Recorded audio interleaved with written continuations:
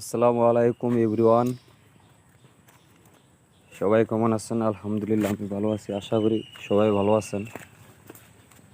আমি এখন এই মুহূর্তে বিশাল এক জঙ্গলের ভিতরে আসলাম। এই জঙ্গলে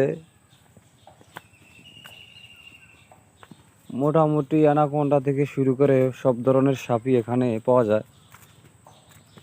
এখানে কিছু জন্তুও পাওয়া যায়, যে জন্তুগুলো হচ্ছে শিয়ালের আনাগোনায় সবচেয়ে বেশি। এখানে সাপ আছে কিছু। এটা একটা টংঘর। আমার সামনে যেটা দেখতে পাচ্ছেন এটা একটা টংঘর। এই জঙ্গলে কিছু মানুষ থাকে, তারা হয়তো তাদের জমি পাহারা দেয় এখানে থেকে। এটা সামনে আরো বিশাল জঙ্গল, এখানে সামনে আমরা আগাবো না, হয়তো এখানে ভয়ানক কিছু থাকতে পারে, এই কারণে